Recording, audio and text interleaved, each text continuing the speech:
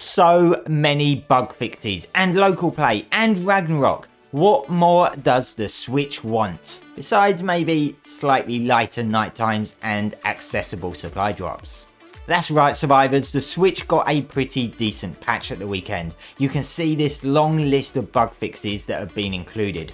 I've promised you I'll bring the Switch community regular news, so hopefully you find this useful. So make sure to subscribe if you don't want to miss out. I've had a few people ask me how they can access Ragnarok.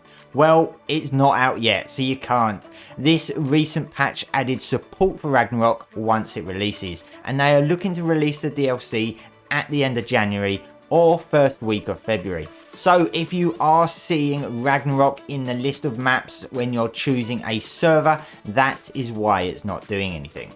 So hopefully you should have that awesome new map to play on within the next 2 weeks. And this is before Extinction then later drops before the end of March. So much is coming. Another addition that I've seen a lot of you ask over the last few months is local play, non-dedicated sessions. Where is it? These are finally here. Yes, it's true. It actually came sooner than I expected. So I'm really pleased that the Switch survivors can finally play locally with friends. Another pretty big issue that a lot of you have raised with me before is single player settings not saving. You will find that they aren't actually mentioned in the patch notes list, but fear not, it was included in the patch. The developers have stated they missed it off the list, but it is actually included. So survivors, do me a favour, let me know whether that issue is actually now finally resolved for you.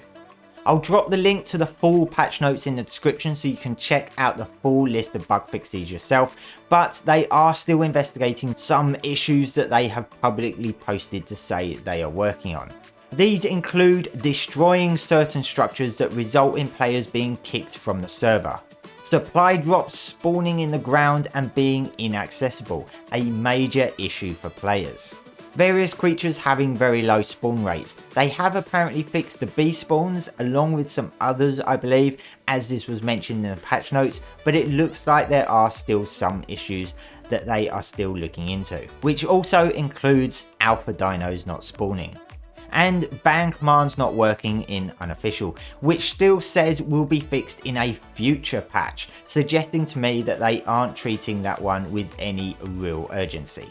Also, Evo weekends. I see a lot of people asking if there's going to be rate increases each weekend, as we see with other platforms asking the same thing for official servers. And I have the answer, which is yes and no, depending on which weekend you ask. Grove Street have stated that it is their intention to run Evo events every other weekend in order to keep it special, as they feel doing it every weekend would no longer make it feel like a special treat. So besides other holiday events which always come with rate boosts, you should be able to plan your gameplay based on the 2-week cycle, giving you a clearer idea of when to expect Evo rates. And speaking of events, next month will be the introduction of the Love Evolved event on the Switch, an opportunity for you to get all of those cool skins and items that come with this specific event. So lots going on for the Switch and plenty more to come over the next 5 months, at which point the Switch should be pretty much up to date with all other platforms. Survivors, if you want to keep up with all the latest ARK news, make sure to subscribe so you don't miss out on anything. I love your support, it is so much appreciated. Thanks for watching and I'll see you next time.